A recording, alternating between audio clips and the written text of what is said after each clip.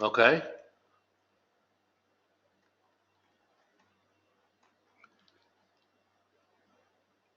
No, it can't be number 7. He's not publishing anything, Priyanka. Priyanka, where do you see something about publishing? Why did you choose that answer? Priyanka, type and tell me why. Writing in a book doesn't mean publishing, right? There's not. Do you see anything about a theory,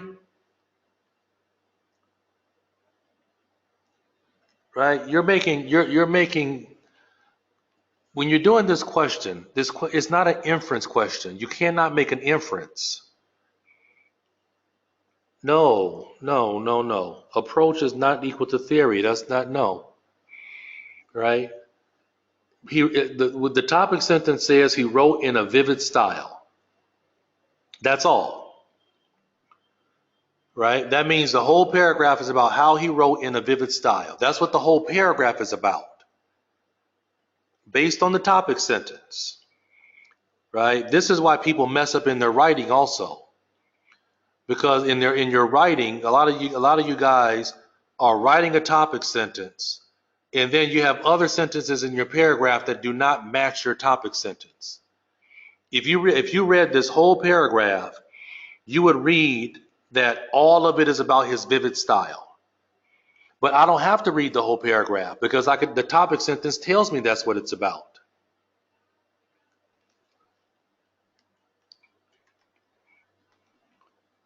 Right? So don't make inferences. That gets you in a lot of trouble when you try to make an inference. That's a recipe for a lot of trouble. Don't inference. Don't make inferences. All right, one more. Paragraph E.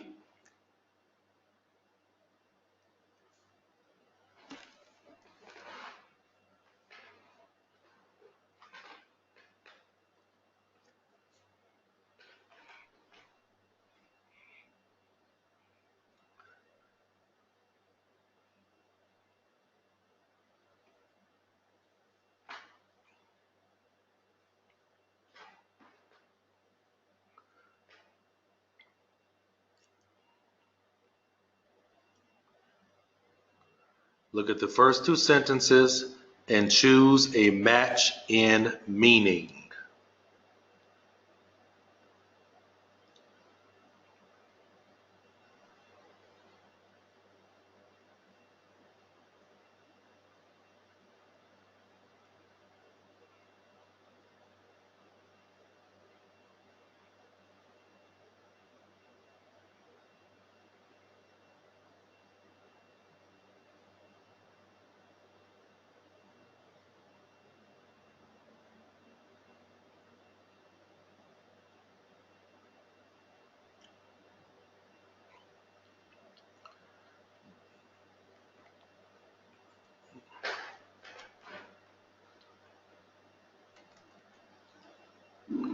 Don't read the whole paragraph.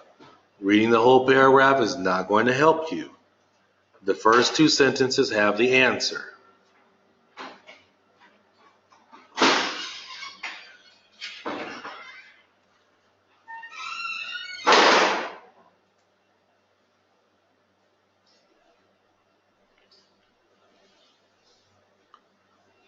Amir, where do you see something about a lack of enthusiasm?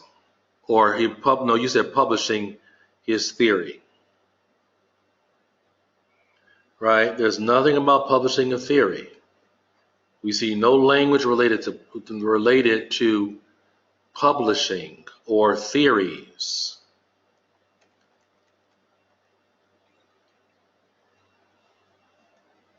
All right. There's nothing about the aim of a trip, right? There's no synonym for the word aim. Synonym for the word aim is goal, right? You see goal, purpose, right? There's nothing about a trip.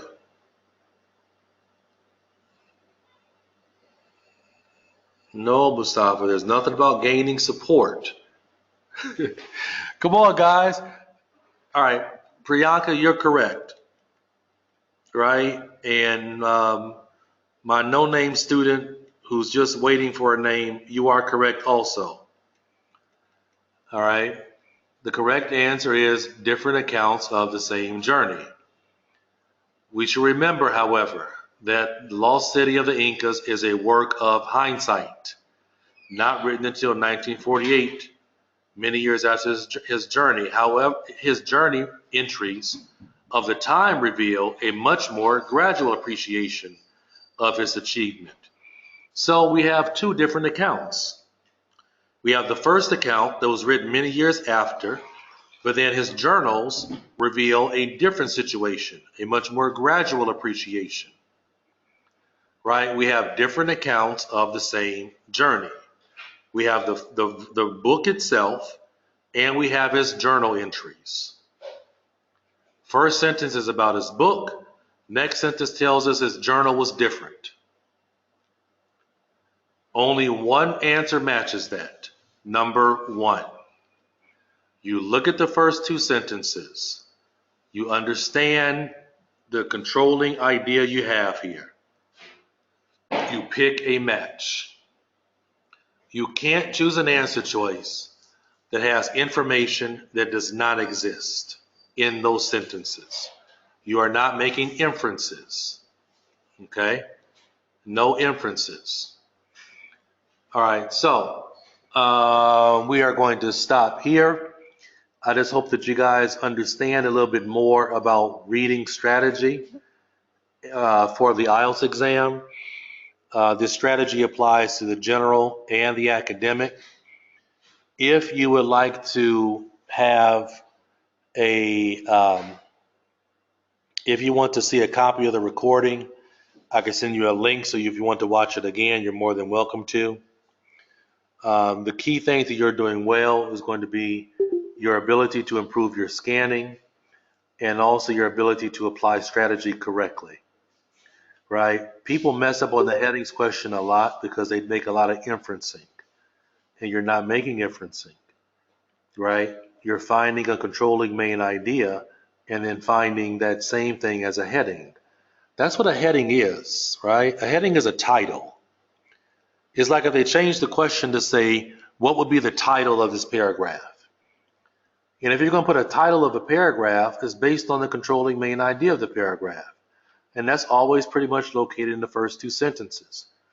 If you notice the questions we did, A to E, only one of them we needed to look at the last sentence. Like I told you, 80 to 85% of the time, first two sentences will give you the idea that you need, right? But you got to get better at matching meaning, okay? Not making an inference about what you think, okay? There's no question on the IELTS exam where they ask you what you think on reading comprehension or on listening.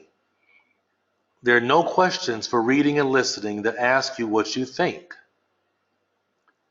right? The reason why there are no questions that ask you what you think is because it's a standardized test. And they can't ask questions about what you think because if they do that, you can get varied answers. So questions are never asking about what you think. The only two parts of the test that ask about what you think are speaking, which is a subjective output response, and writing, which is a subjective output response. Those are the only two areas of the exam where they want to know what you think, right? So when it's reading, it's about strict application of strategy, strict application of understanding meaning, but not inferencing, right? Not about what you think. All right, now, before I close up, does anybody have any questions?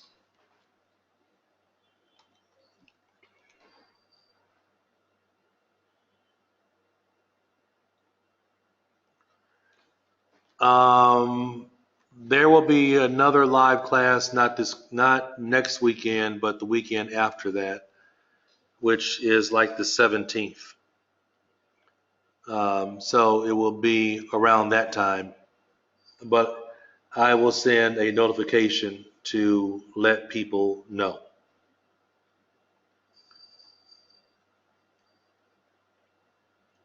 In terms of headings question, Amir, you have to just focus on trying your best to look at the first two sentences and trying to pick something that matches. You have to be able to identify the controlling idea. Mikhail, I did a general reading session um, a few weeks ago. If you want to if you want to see the recording of that class, send me an email and I will send you the link that has the recording to that class. When you hear the recording of that class, you'll see that the strategy is exactly the same, but the passages are a little bit more simple. Okay? But if you ask me for it, I will send you the link so you can watch that video. Okay?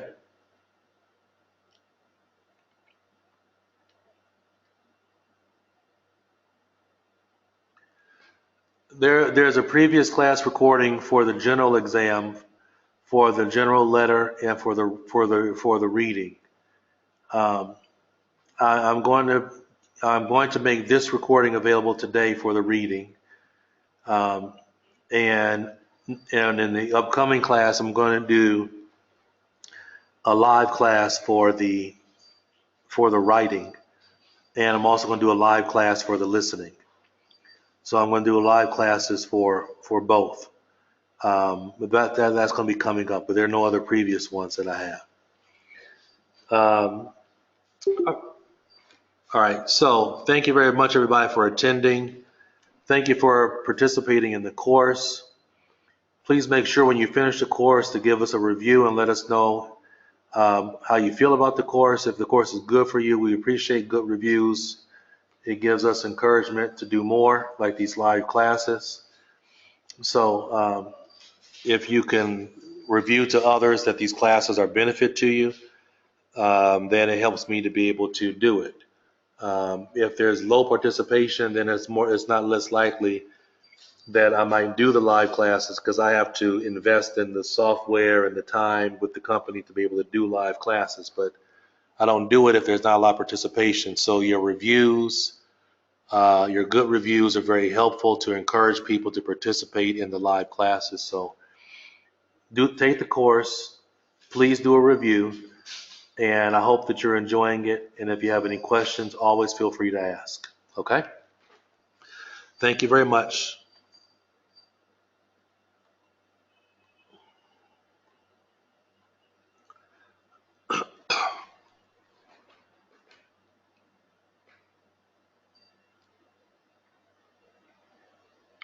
Everybody, you're welcome.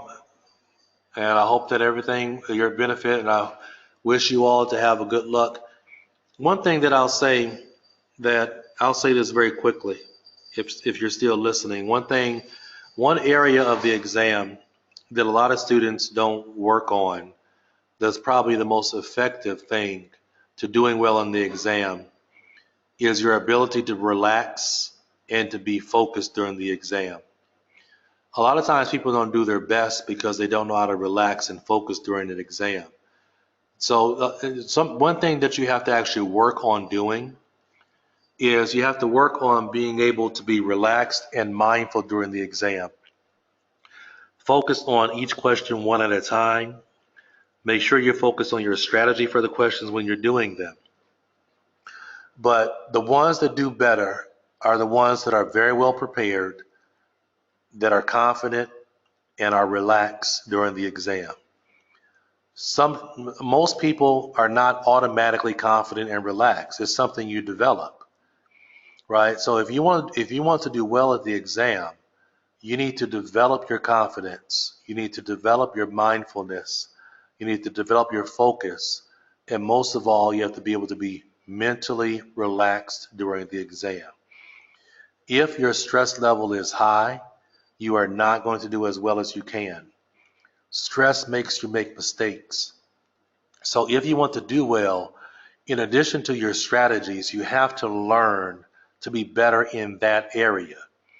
The better you are at stress management, mental focus, mindfulness on a specific question, the higher your score is going to be, and being well prepared. All right? So, any last questions before I sign off?